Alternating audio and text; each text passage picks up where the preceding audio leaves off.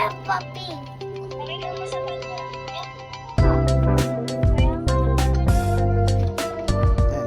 Ganito ang buhay ng aking mga anak. Online. Sa online na lang sila nagkikita. Tapos hindi pa araw-araw. Kung kailan lang magkatagman ng oras.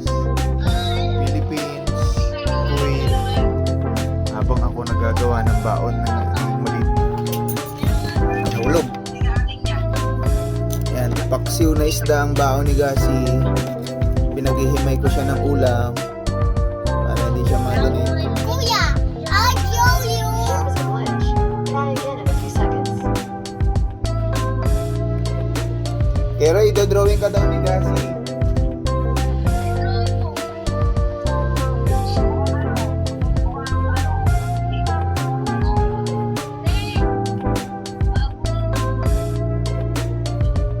Pogi ba si Kuya mo? Kasi hindi ka daw pogi, sabi ni Gasi. Kasi where's the remote? Thank you.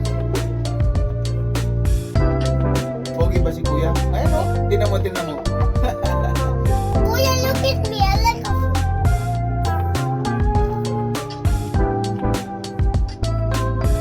Same. Parehas kayo ni Kuya.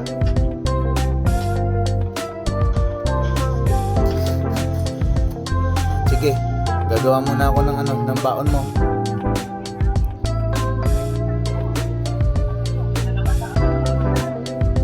Ingat kayo dyan, malakas ang ulan.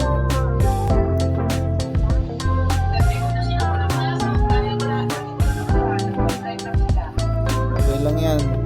At least hindi sila nababasa. Kuya, look. O Gas, Kuya, dinrawing ka ni Gasi.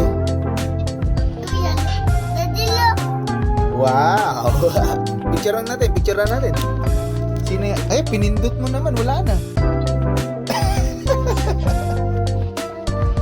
He said, O, ulitin mo, draw mo ulit. Draw mo na lang ulit si Kuya. hawa na pala ng hawa na Oo.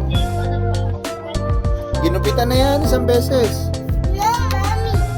Cut it. Oo. Ginupitan na yan siya ng mami nyo. Now it's dry. Now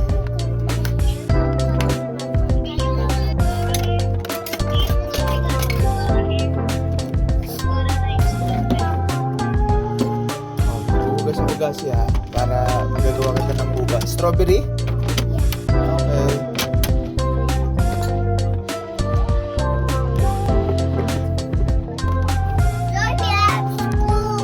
Pasok si Gasi sa school kasi walang magbabantay.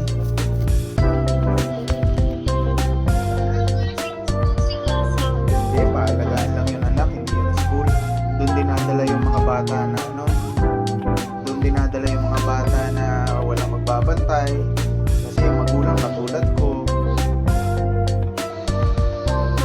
nasa trabaho.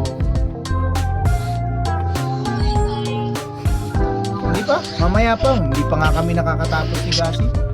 Nagde-drawing si Gasi ng kamay. Mag-aayos pa ako ng pagkain niya, mag-aayos pa ako ng baon niya, mag-aayos pa ako ng damit niya.